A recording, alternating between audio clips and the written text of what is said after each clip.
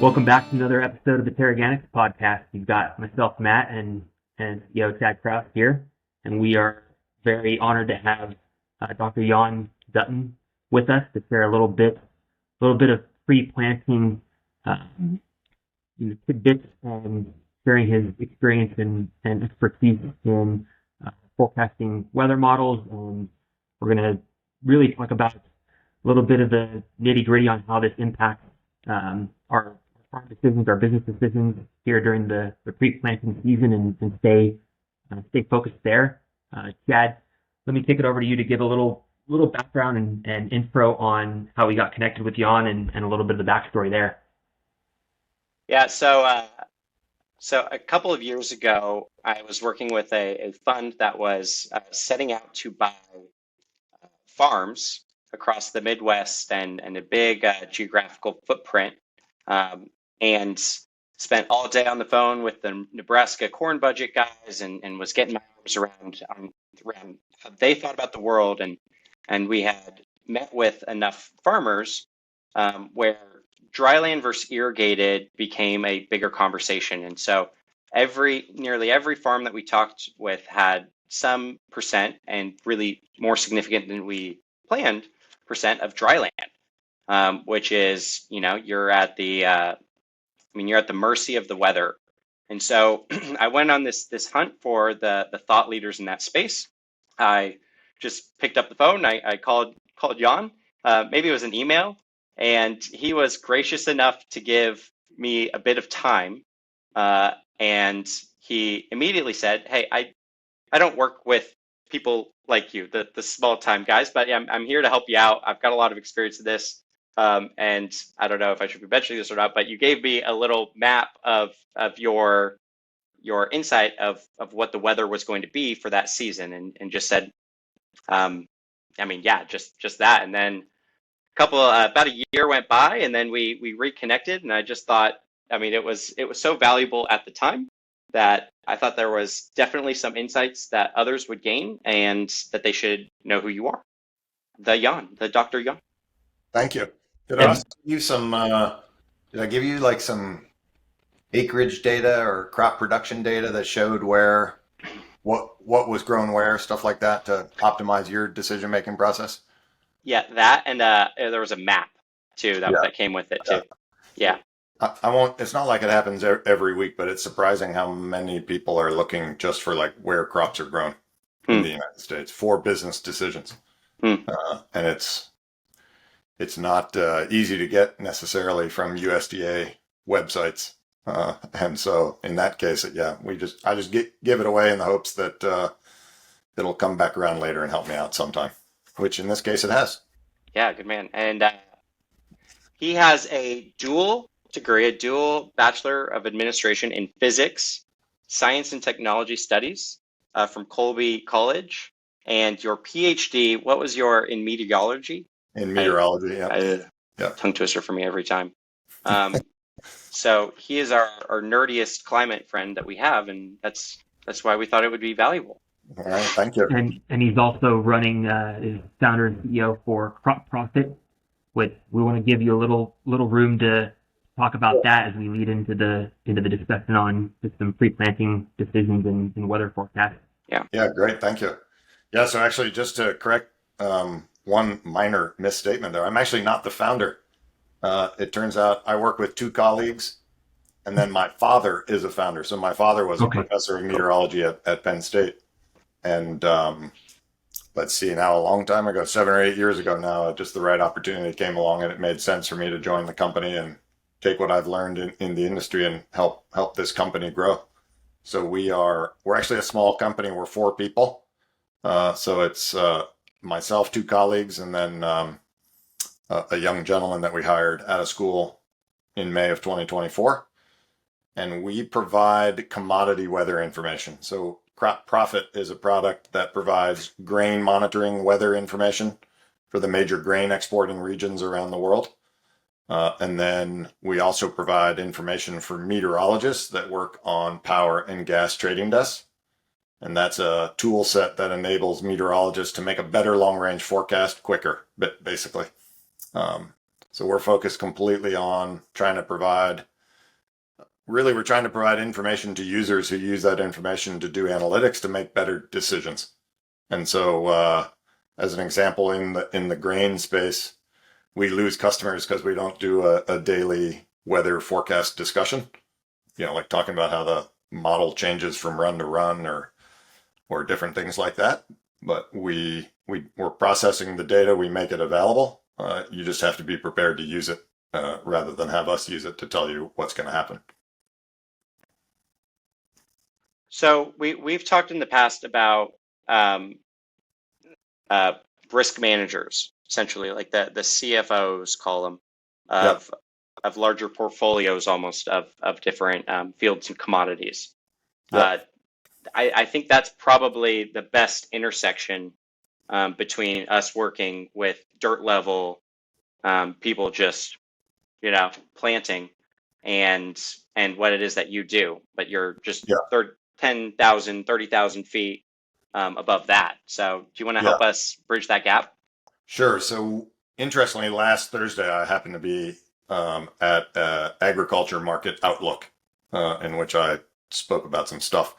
And I met a bunch of people that, for example, worked for different large corporations that are buying the raw product, meaning they're buying corn or they're buying soybeans, and they're generally buying the raw product and then converting it into a value-added product on their own. Feed, obviously, is very popular in the sense of it's a major consumption of the row crops that we grow. And so in that idea of buying what gets produced, they are trying to monitor weather conditions for price fluctuations. And so the risk management practice that they practice is basically monitoring, I should say, in the case of crops and prices, is monitoring weather conditions for either super supportive of yield conditions, meaning that production will be very high, price is likely going to go down. And in that situation, roughly speaking, a risk manager would want to hold off on buying the crop in the hopes that they can buy the product at a lower price later. The usual, more likely scenario is that there's bad weather conditions during the key growing period.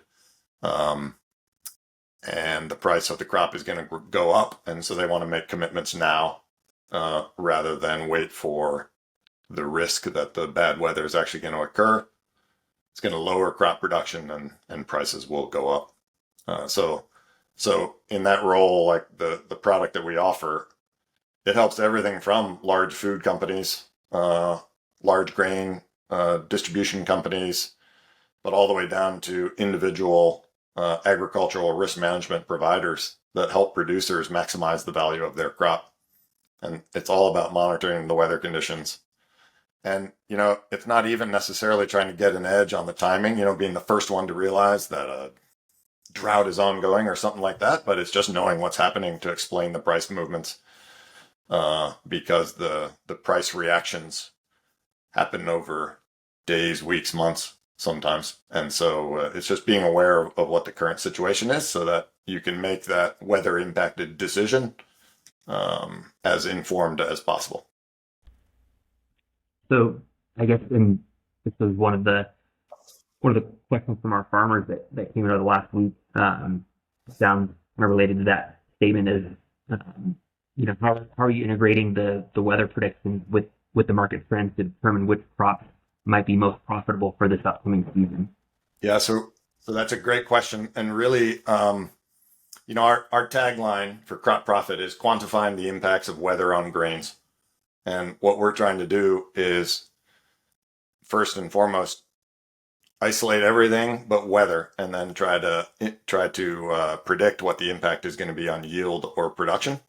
And so, one of the things that I think runs to our advantage is we're not in the business of predicting prices. We're in the business of providing the information to help predict prices, and we're in the business of providing the weather information and the impact that it may or may not have on yield or production so that people can make a decision on their own about what the crop is going to be. So unfortunately, the answer to that question is we're not integrating market information into our process. we're providing the information to allow people to integrate crops. Got it. Sorry, to integrate the market information. So a couple layers deeper, and we talked about this just before we hopped on the call, right? Where Yeah. I said it's like, okay, but let's take a step back of before you get into freaking EM1, any soil amendment, any NPK fertilizer, anything pesticide, right? The key elements are I said temperature and sunshine, and you go, whoa. Sunshine days and temperature, they're pretty dang related. Yeah. Track temperature, right? Which is also pretty valuable insight. Yeah. Water, freaking, of course, right? Which is why I reached out to you initially. I think frost and temperature go together, and then adverse weather events. Yeah. So are those the three real key things that you are uniquely deep diving into, or is there any other element that you're feeding these guys to make those decisions? Yeah, really, we're integrating different forms of precipitation data and different forms of temperature data into complex machine learning based models to try to estimate what the end of season yield or production is going to be for corn, soybeans, and wheat. And then we have the data. We offer the data to allow someone to build their own model, say for things like cotton or sorghum and things like that. So we don't actually do that ourselves, but if someone knew how to do it, they could leverage our data to do it for sure. Yeah, go ahead. I was just going to say, and when I say temperature related things, I mean, one is just temperature. So that one's pretty straightforward. The usual metric used by agronomists is growing degree days.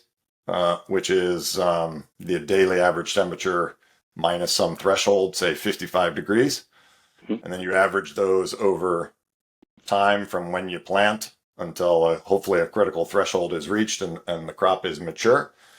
In our modeling for, in particular, corn, there are things like critical heat days. So during particular phases of corn growth, if it is exceptionally hot, the yield can be negatively damaged. Can be negatively impacted. So we're trying to track. We're trying to track those occurrences. And so, Chad, to your point, that might be one of the severe weather type things that we're tracking. Yeah. Yeah. We've also done some analysis. One of the things we try to be completely objective. And what I mean by that is either the answer is in the data,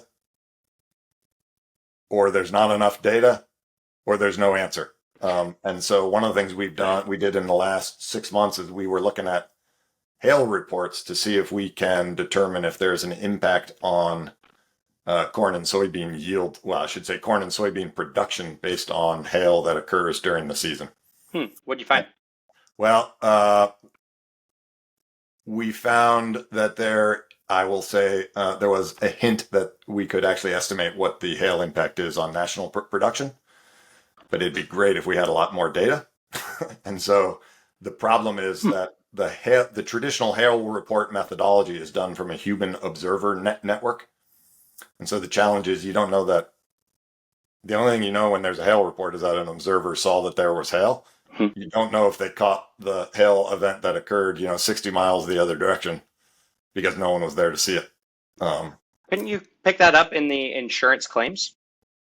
Yeah, but you're also not sure you're picking up all the hail events. Because they might not all be insured, or why?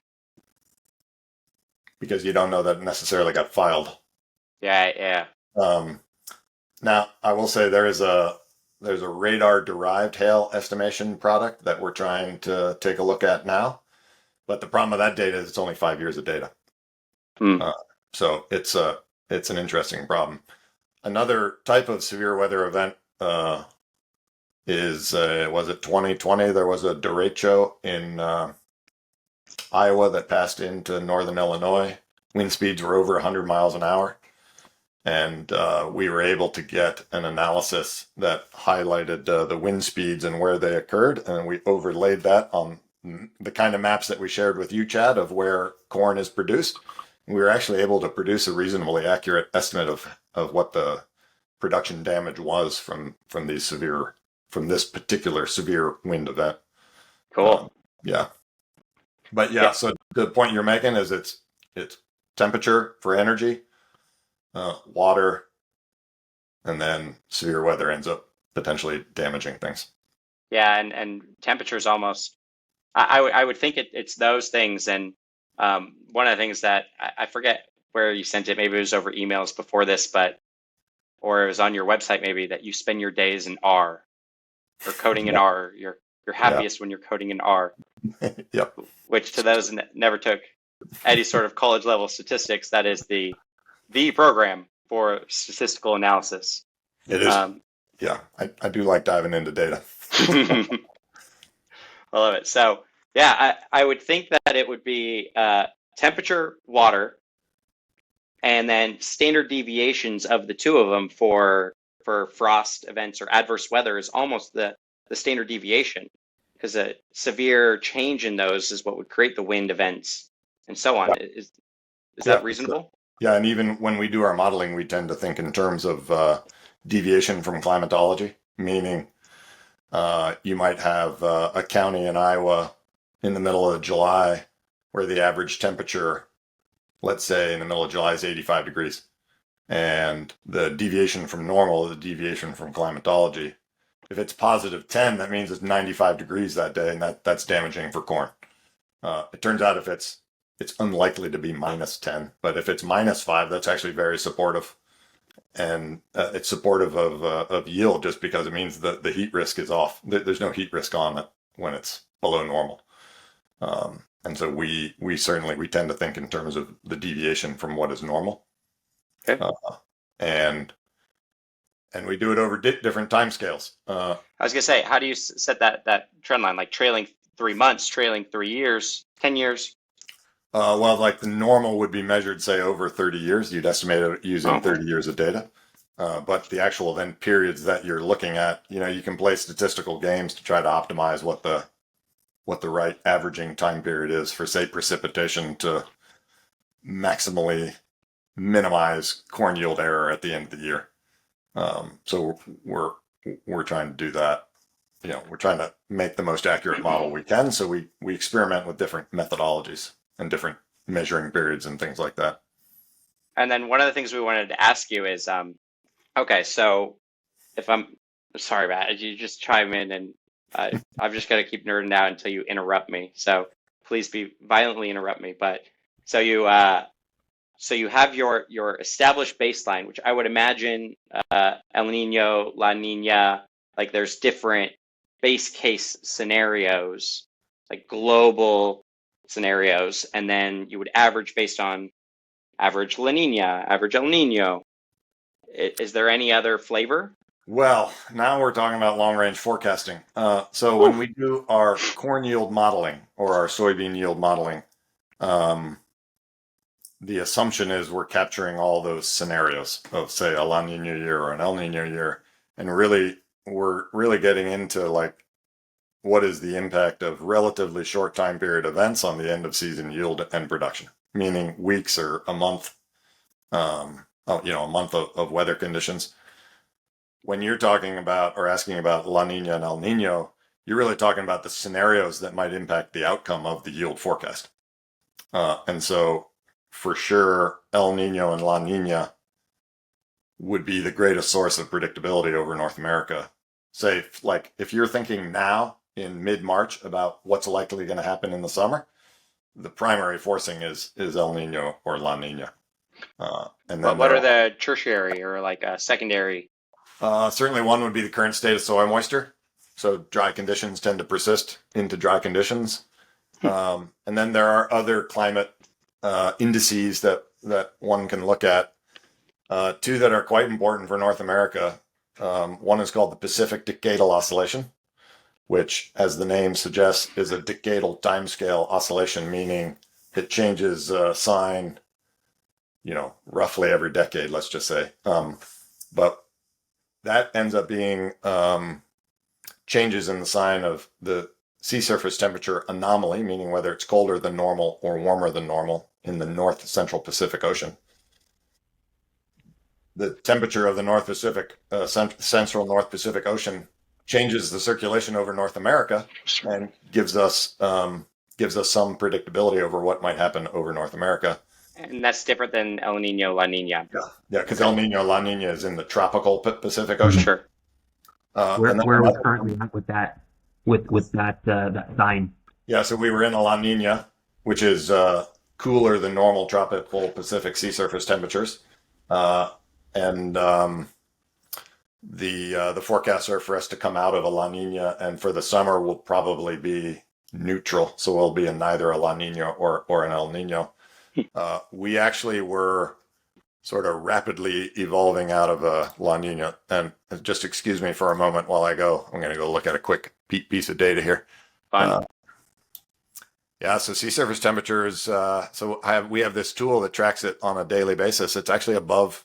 It's positive now. So it's just cracked above zero. So we are out of a La Nina. Now it could go back down. This could be a relatively short term fluctuation, but I don't think it is. And then there's another interesting scenario, or I should say another interesting climate index. So I just talked about the Pacific decadal oscillation. To layer on and really pile on the Pacific Ocean, there's the North Pacific oscillation. The North Pacific mode, the NPM. That is in the Gulf of Alaska, the sea surface temperatures can vary. And this is actually one of the things I spoke about on last Thursday at the Ag Outlook. Around 2013, the NPM went into a positive mode. And it's been almost consistently positive since 2013. And it has impacted, we believe it's impacted the corn crop because when the NPM is positive during July, conditions tend to be wetter than normal and cooler than normal, which is absolutely ideal for corn in the United States. And so we show an analysis that if you look at the daily maximum temperature during the corn silking period, up to 2013, there's lots of variability, lots of changes from year to year. And then in 2013, it almost flatlines into a very stable condition. And so this NPM index, again, it's driving weather variability over the United States, and it's impacting the crops in a positive way, actually. So we've had a decade of relatively benign weather. At least during the month of July. So we've had some super dry periods, but it's at least like last 2 years, it's been a great example where it started raining in July, just in time, in effect, to allow the crop to grow.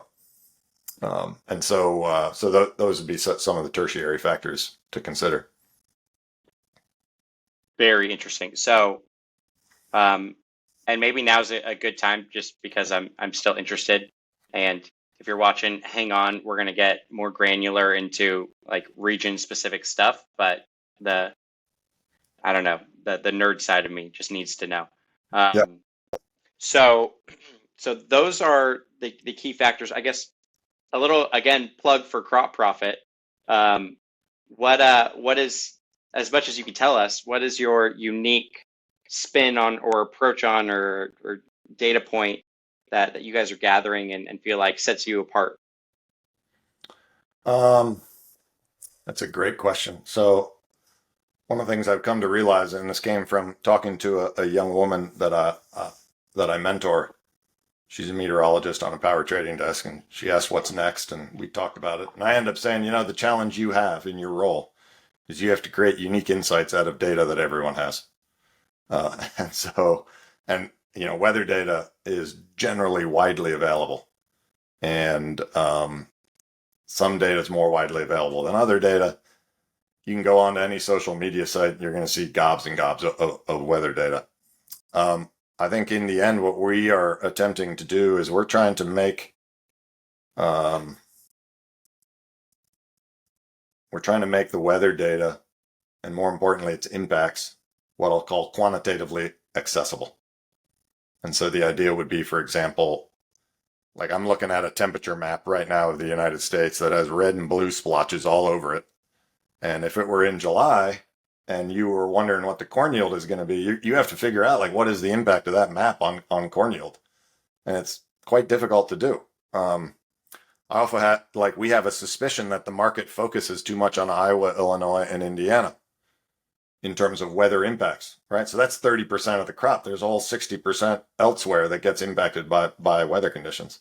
And so what we're trying to do is objectively, and by objectively, I mean without human interference or human subjectivity, provide analysis that participants in the grain or agriculture markets can use to make better decisions. Yeah, the interpretation of it, yeah, with I mean, and with a 4-person team, I mean, the capital outlay to replicate the NOAA buoy system, it's just not going to happen. Yeah. Right? Yeah. Like, Yeah. and Well, more importantly, in today's world, the capital outlay to replicate the supercomputing system necessary to do all of the stuff is, I won't say impossible, because there are private companies that have the computing power to do it, but they're not going to turn it on for weather. And so, yeah, I mean, that's traditionally been the role of the National Weather Service, is to invest in the architecture. Well, the very expensive components of the weather observation and forecasting system required to create the information that the private sector would normally be unable to do. Yeah. Satellites. So satellites have become more prevalent in measuring, like for carbon credits, soil moisture. I know that they can actually narrow down on a field to see if you're retaining more. Yeah. Has that gotten? I mean, that would be the one thing that I would think. Please, God, correct me if I'm wrong. Has gotten the most innovation, the most love recently. Is that the fastest changing piece of data for you? So we actually don't use satellite data in our modeling. We did an experiment a few years ago where we built our models with and without satellite data, and we found it was more accurate without satellite data. Interesting. Yeah. Now, granted, it's for our particular application, and I will say we're not satellite data processing experts, but we were using, readily available satellite data that everyone is using. Yeah. And we found that it was not advantageous to use the satellite NDVI, the normalized difference vegetation index data. Our take on that is that weather is impacting the crop. The crop is changing color. The satellite is measuring the changes in color. Mm-hmm. You get a history of that, and it reflects back on the production that's going to happen in the year. And so I would ask the hypothetical question, like, why use satellite data when you can use the weather data directly? You can use what's actually impacting the crop rather than a third-party estimate of how the crop is being impacted by weather. You might as well just use the weather directly.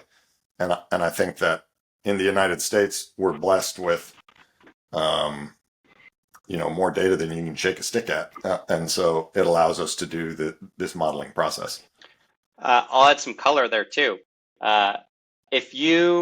There's some nutrients that you can feed your crop. If you fertilize it, it may show, or it will likely show greener earlier, but it doesn't necessarily translate into yield. So you can also manipulate that with inputs, but it doesn't necessarily have that end translation, which is what you're really focused on. Yeah. So it could be a false signal. Yeah. Now, that being said, as you pointed out, I mean, satellite data can now measure at the field level, and we don't do anything field level. In fact, we're focused on trying to predict the national level yield and production, because that's what moves futures markets and basis and things like that. So like for a producer who wants to manage different portions of their field, like that's not what we do. But satellite data in terms of, say, NDVI or soil moisture estimates certainly seems like a reasonable solution. And it's either satellite data or drones, I would imagine. Yeah. Carve up the United States. Yeah, sorry, Matt. You're giving an effort to... No, I was going to agree that the drones will probably become the new innovation on what you're talking there, Chad, on the satellites. That'll be much more scalable, probably.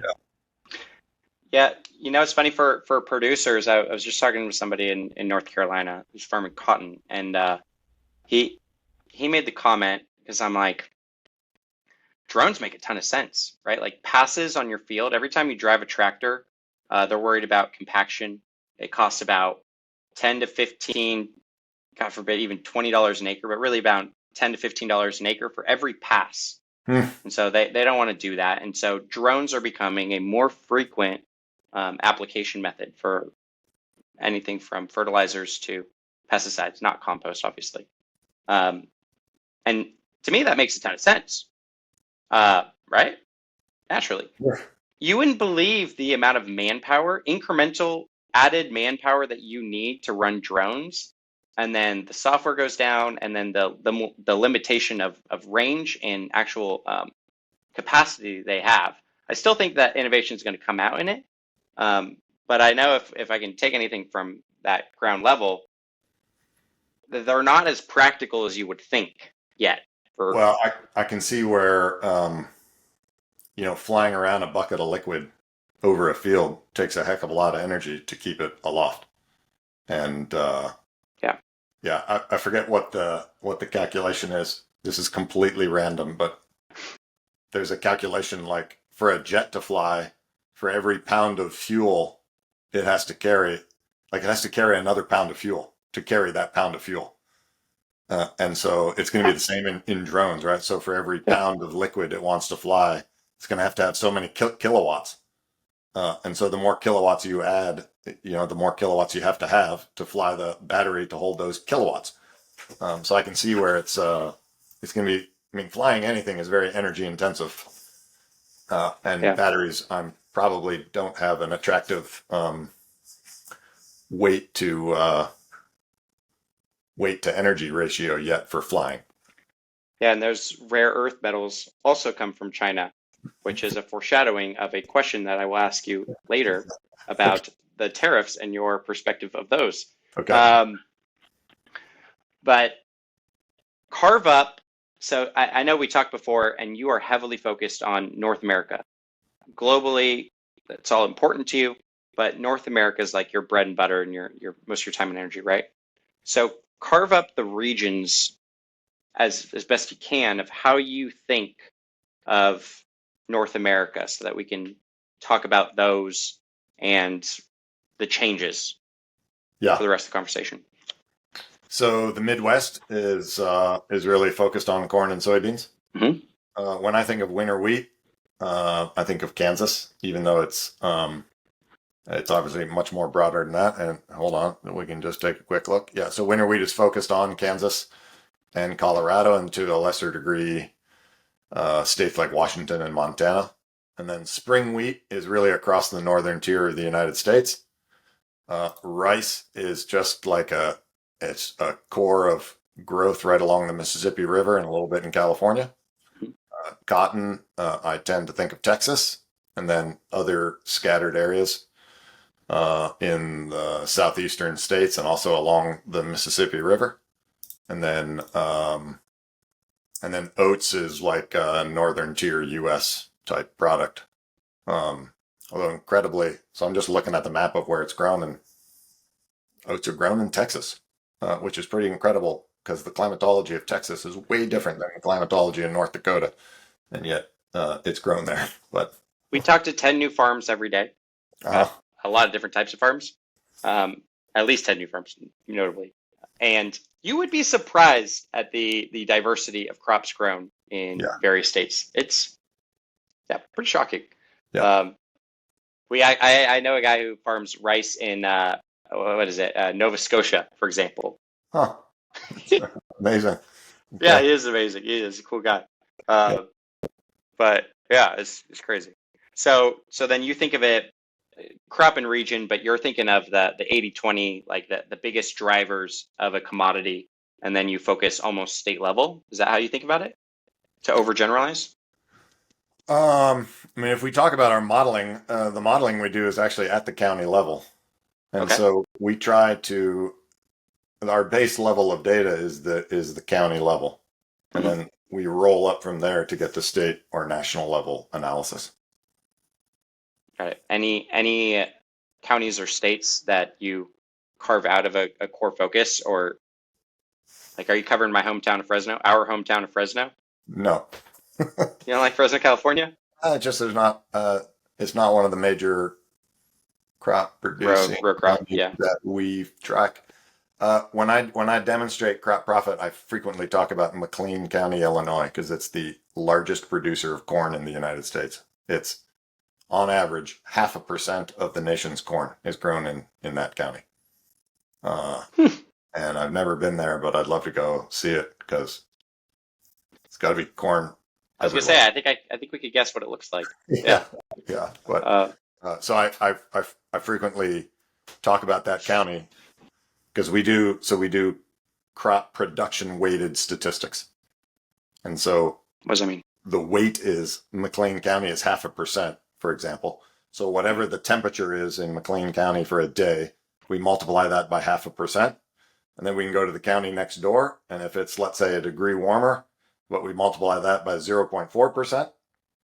And if you do that for all counties in the country that grow corn, the percentage is summed to 100%, but you multiply it by the temperature. And so you get the temperature that on average the U.S. corn crop experienced that day. So I always talk about that county to do the discussion I just gave you, to talk about why the corn production weighted statistic is important. And that's the concept of boiling a complex map of temperature and precipitation over the last 30 days down to a single number. And, that makes perfect sense. Yeah. If it's July and corn production weighted precipitation is 60% of normal, we've got a corn yield problem, because the crop on average has received 60% of normal rain. I could keep going all day, but I'll give you a chance to interrupt and ask Matt. Do you have any? I'm now curious about McLean, Illinois.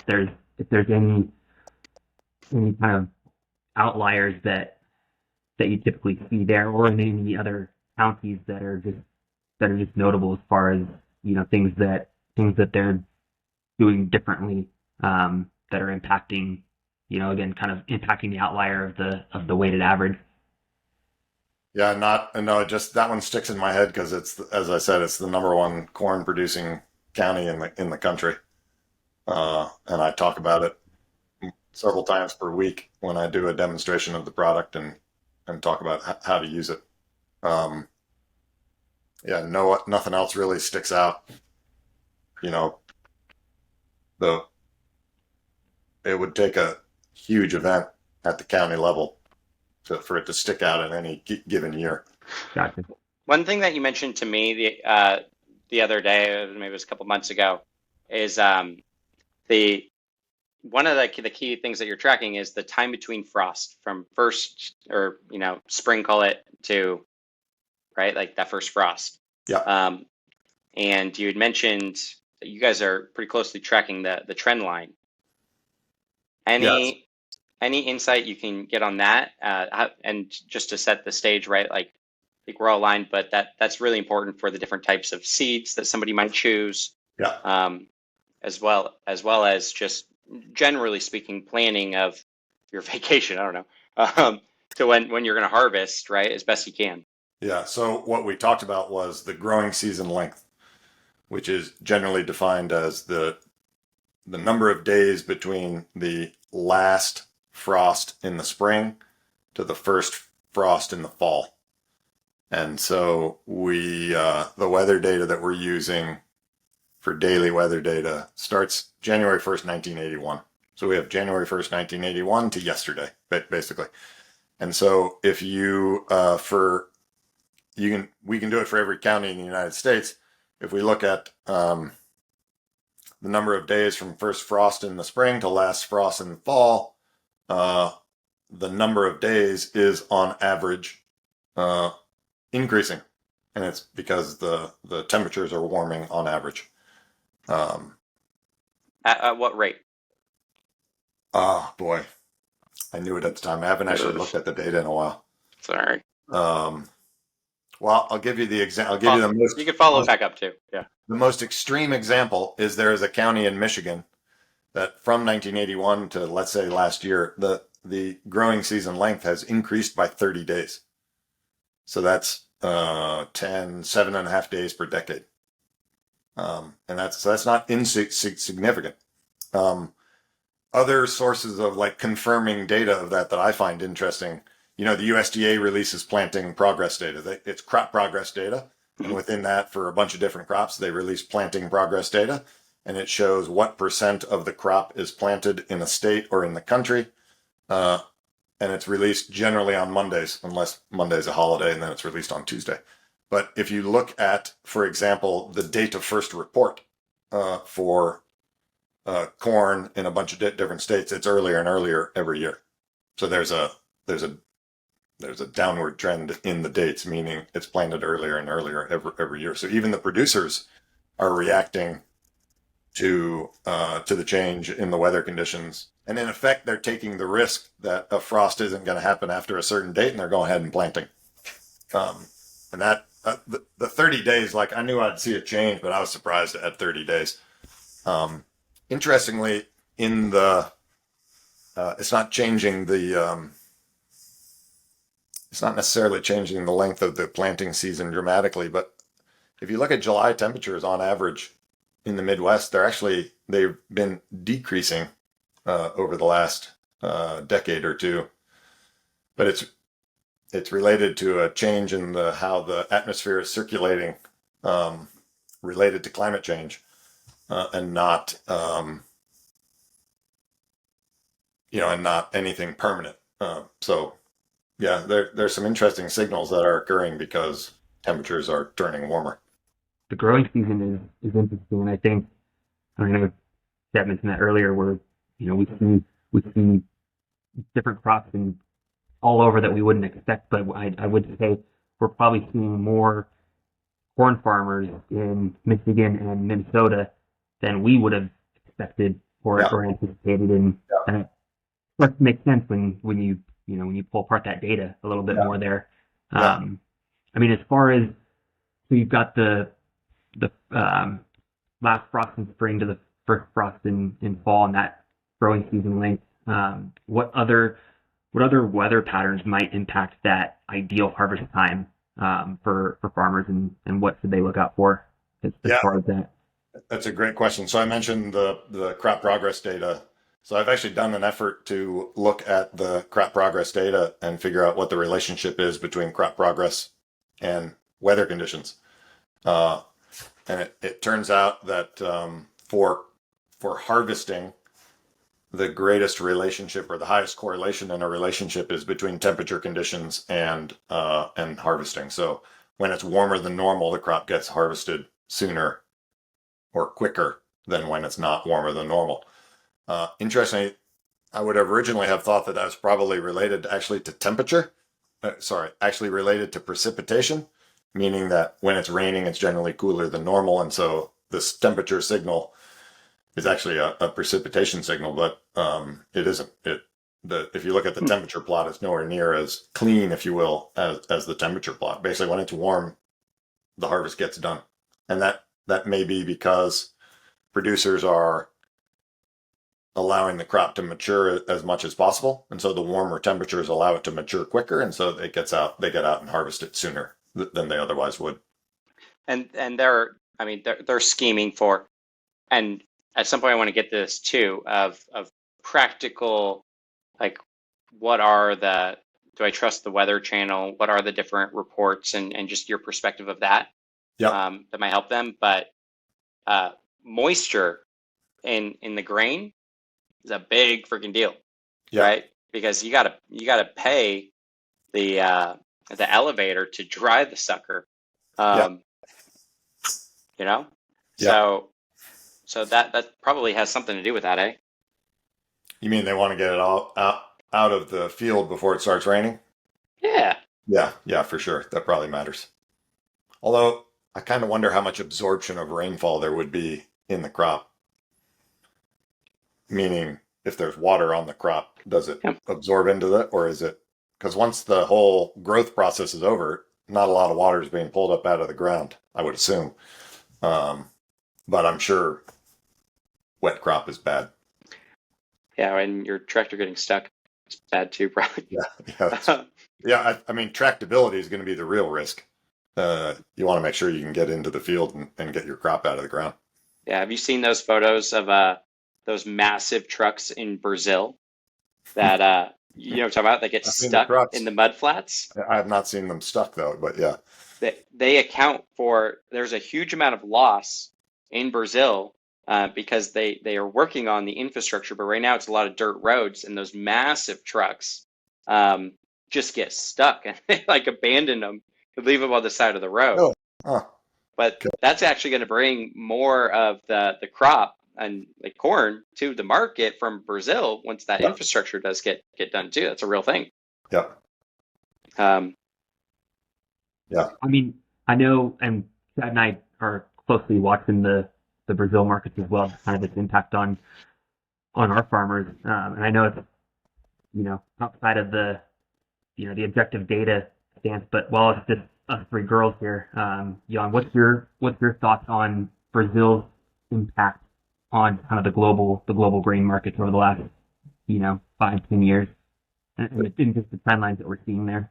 They're taking over the world. It's I mean, if you look at the production in a time series, it's incredible, the rate of production. And it's both acreage increases and yield increases. And you know, the US used to be the number one exporter of corn and soybeans, and now we're number two in both. And so it's and I'll say, at this Ag Outlook that I was at, there was a presentation by a person who's in Brazil, watches Brazilian markets. And one of the points he made was, we don't have to deforest any more land to grow more crop. We have hundreds of millions of acres that are just dry land and could be converted into productive crop growing regions. So I think the Brazilian growth is only going to keep going. Brazilian crop production growth is only going to keep going. yeah.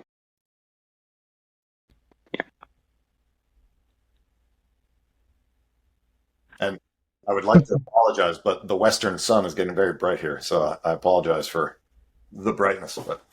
But there's nothing I can do about it. Do you have a hard stop in 10 minutes, or if we go over time, is that okay? We can go over time. Okay. All right. I guess naturally, since we're talking about Brazil and other markets, do you have a fun perspective on the tariffs or any of those things? It's No, okay if you don't too. Yeah. Yeah, I don't really have a perspective. They are what they are, and we just have to try to manage through them. I will say, from my own perspective, I was wondering if it's good or bad for CropProphet. I'll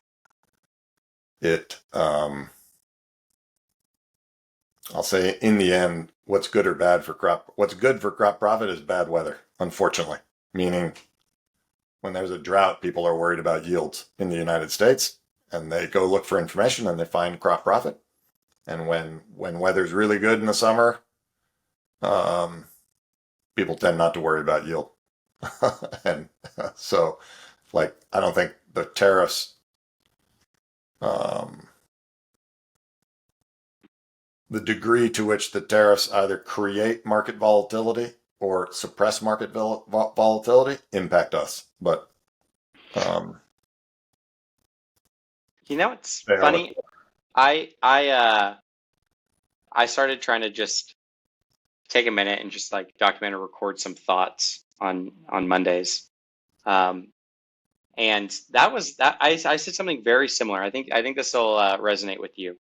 The reality is businesses, when they get porky or they don't have any revenue problems and things are just sunshine and rain when you want it, it doesn't create almost like a constricting, like a shrinking market, shrinking margin causes you to take a look at your operation. How can I do better? Fewer passes, better inputs. One farm that we talked with in Nebraska used to run, I mean, they had every product under the sun, right? And the sun took over, and they had a tough year.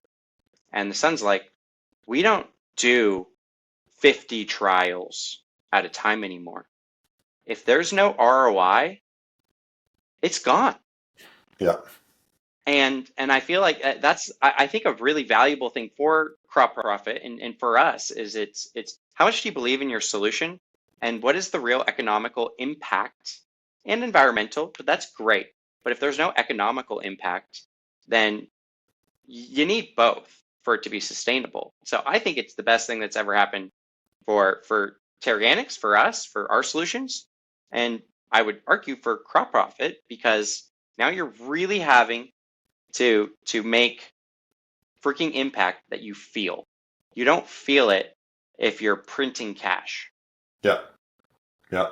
True. This is the time to shine and to get all of the phony competitors kind of, I mean, like not all of them are phony for the record. I'm not saying everyone, but there is quite a bit of phoniness around, and I know there is in your world.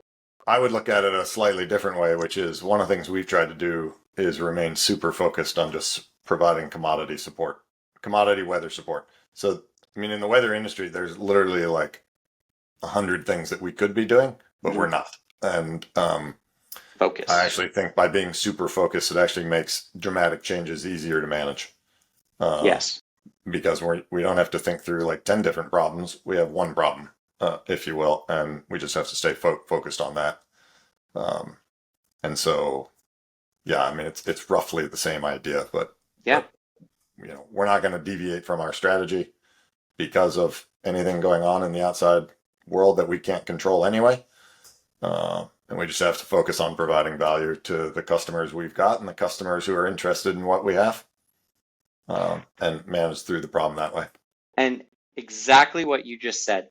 If you don't think every single farmer is feeling that same internal battle right now of, I believe it was they they just threw a tariff on China threw a tariff on swine, I believe it was. They consume grain. Yeah. Yeah. Right? Grains itself, obviously that one. Yeah. Right? Like, and it's really easy to get nervous and say, "Oh, should I plant almond trees?" I don't know. You know what I mean? Like, yeah. But that's not your core focus in your core business. Yeah. Yeah. I mean, in the end, I was thinking about it as in the grain trading markets, they focus on the supply and demand table, right? So you got supply, which is how much crop is going to get grown, and you got demand, which is where is the crop going to get sold and consumed. And supply is basically essentially varies year to year based on weather, so you can't do much about that today. And then the demand tables are being sort of torn asunder based on markets that may or may not be accessible anymore based on tariffs and return tariffs. And so, I mean, in the end, you have to manage what you can control, and you can't do anything else about stuff you can't control. Any insight on what might swing the demand table upwards over the next decade or so? Any trends that you're seeing out there? No idea. That's not what we do. Fair enough. I don't know. I mean, this is not just CropProphet. This is, you got to drop the crop, and then he's just becoming a profit at that point. Yeah. I will say, based on a graph I saw Thursday, it's not population. So I saw the S&D for a few crops, and it might have been wheat, and like population over the next 10 years doesn't increase or decrease enough to make a difference. It's constant, in effect, constant consumption based on population. A lot of the demand in certain crops is policy related. So, and that, again, that's way outside. Speaking of being outside our wheelhouse, we do not worry about the demand side. Yeah, I get it. And like for I just want to say a quick plug for any farmer listening too, right? Like markets will meet an equilibrium, a reversion to a mean, as they say in finance.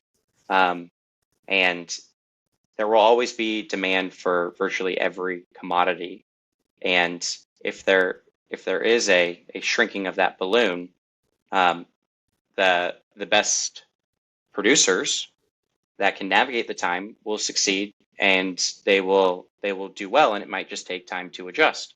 But it doesn't necessarily need to be catastrophic.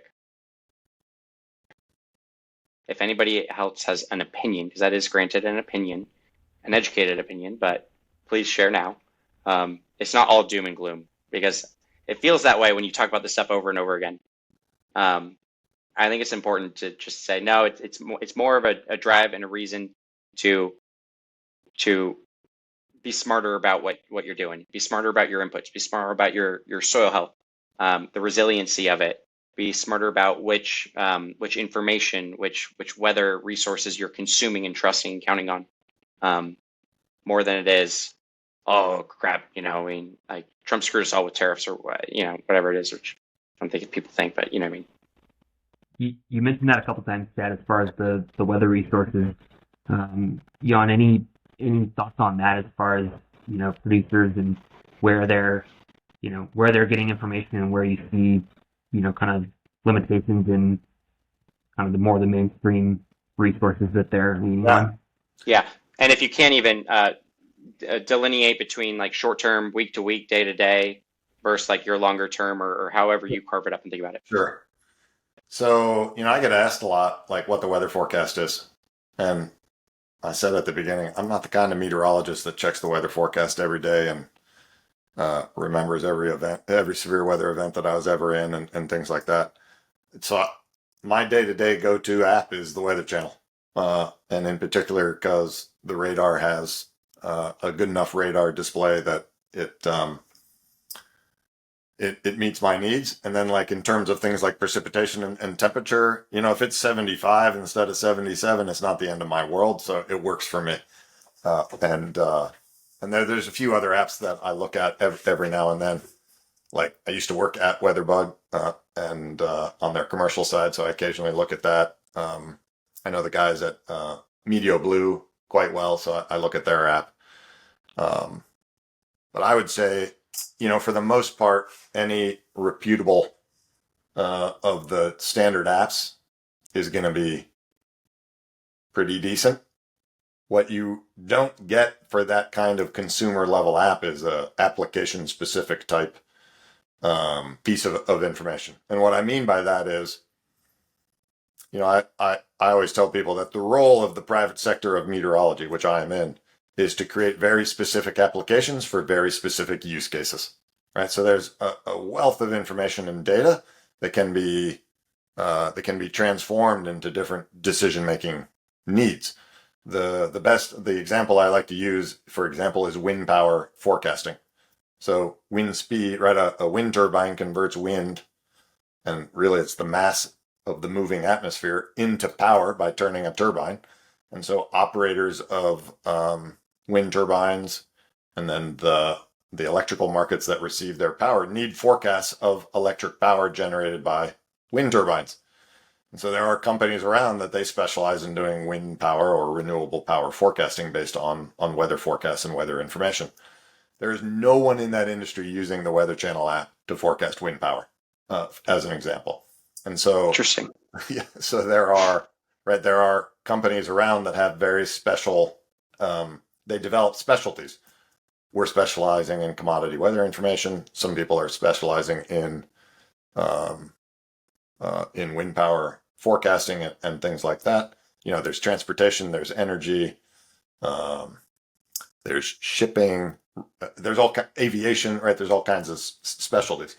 And so the challenge is generally that the specialty type applications tend to have a price associated with them.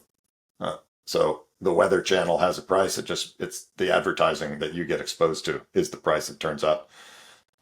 For most private companies, there's some sort of fee associated with using their product. So I have seen apps, applications, or products within agriculture that meet specific needs, like when do I plant, when do I apply, different applications. And unfortunately, off the top of my head, none come to mind, but they're out there, and sometimes they specialize by crop.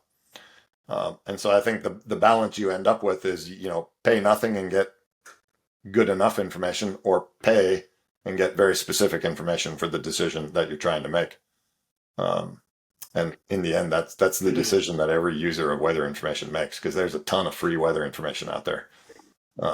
But the question is whether it's good enough, or is there a return on investment for actually paying for it? And is there a increase in efficacy for paying for something?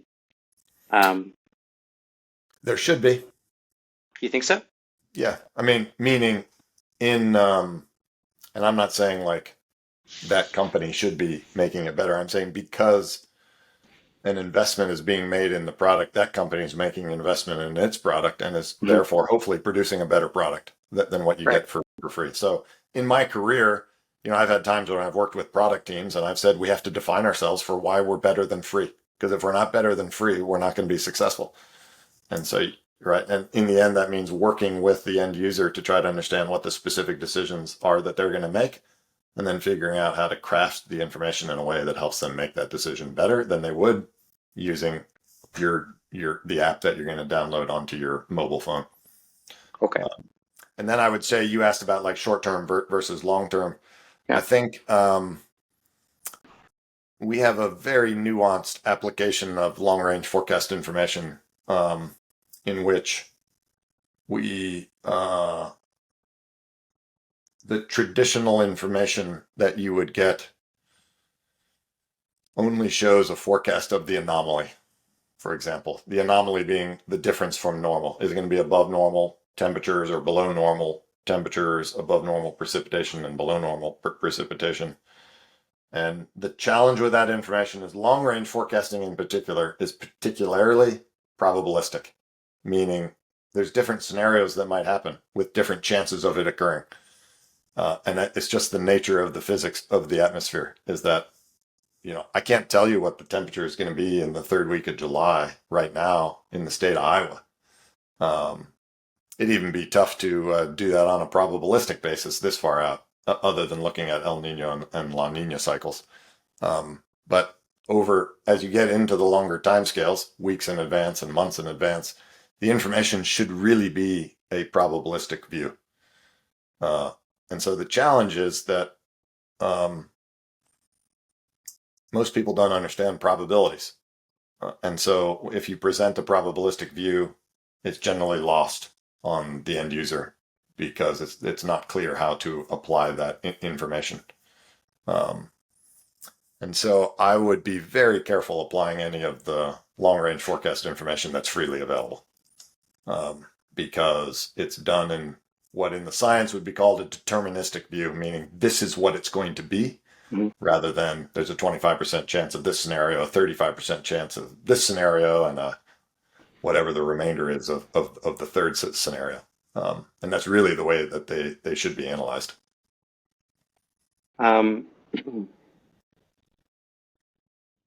think that the people listening to this and the people we talk with day to day can definitely absorb that and put that into action.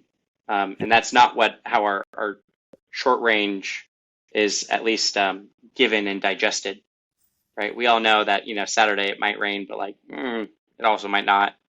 And assume there's some percentage of probability without any real access to what that probability is or isn't.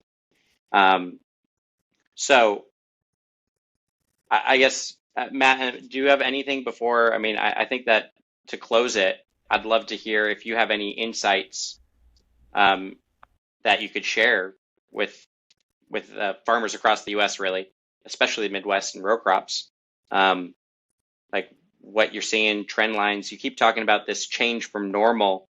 I assume you're talking over 3 years, 10 years, 5 years. Are you talking 30 years? 30 years, yeah. So if we set that back into recent history and say, over a trailing 3 or 5 year, how different does it make the look for us, right? How different is this season going to be over the last 5?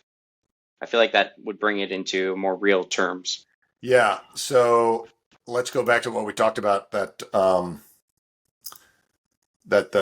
we probably have exited the La Nina cycle and the summer will probably be neutral. And so I would talk in terms of understanding what happens during a neutral uh, El Nino La Nina cycle during the summer. So let me just generate that real quick, and we'll talk about it. Uh, and Beauty. yeah, and If you want, an open invitation, if you want to share your screen, is up to uh, you. no, I'll just talk about it. All right, you talk through it. So what I did is I found years in the past where June, July, and August had a nearly neutral ENSO. So that's sea surface temperatures in the tropical Pacific, let's say a little bit above normal to a little bit below normal. And so that's called we're doing an analog analysis. And the analog analysis is what happened in the past when certain conditions are met. And then that becomes like a baseline forecast for what this summer might look like. And so now remember though that we're not gonna wrap in the Pacific decadal oscillation that I mentioned. We're not gonna talk about the NPM at this point. We're just looking at ENSO, and there are clearly other factors that impact climate. And so a nearly neutral ENSO during June, July, and August basically is greater chances of warmer than normal across the northern tier and western United States. And that's, in this case, above normal means just above in this case, temperature detrended 30-year mean. And then if we talk about precip, so for rainfall, it ends up being essentially the analogs suggest drier than normal conditions. Let's call it in the Pacific Northwest, and then scattered drier or wetter than normal. So we'll just call it normal just about everywhere else. And that's what you would expect in a neutral scenario, right? So if the climate drivers are El Nino and La Nina, meaning warmer than normal sea surface temperatures or cooler than normal sea surface temperatures, and sea surface temperatures are near normal, you wouldn't expect dramatic changes in the analog analysis. What it means, though, is what's probably anything is possible, basically, in a neutral scenario. Now, I will say I don't do operational forecasting. I can use our tools. What is interesting is my two colleagues, the two founders, they are the two guys that do our monthly updated seasonal forecast. And it turns out in the month of March, they also release our preliminary summer forecast. And so that's going to get released on Friday. So if we had done this next week, I'd be able to talk a lot more intelligently about this. And I'll just say a quick note. So the company is Prescient Weather, and then we have two products, World Climate Service and CropProphet. So my two colleagues, Richard and Jeremy, have written every seasonal forecast update since June of 2009. This is going to be the 195th in a row that they will have written. And I think like this September or October, I forget what it is going to be the 200th. Wow. And so like you don't want to listen to me. You definitely want to listen to them because they actually know what they're doing. That's as many episodes as Stargate SG-1 has, I know. Yeah, it's for me, it's incredible. I think it's incredible. That is incredible. Yeah, and it's a lot of work too. And I just think there's probably not two people in the world that have collaborated on 195 seasonal forecasts in a row. Well, there's two people in the world only, I should say. We got to get them on next week. Yeah. I hope you guys will bless us low levels with something to pass out or forward on, I should say. Sure. But yeah, no, I mean this is incredible. I think that was pretty thorough and pretty fun. So I'm out of questions. Matt, you got anything? I think we lost it, Dad. We did. I'm still here. No, I think this was thorough and fun. Lord only knows what we're going to come up with next time. But Matt, you got any parting questions? No parting questions. Just a lot of gratitude for Jan for coming on and talking with us and nerding out. I know it definitely was stuff that we, Chad, you and I were really interested in, and I'm sure the farmers will will get a lot of value and juice out of it as well.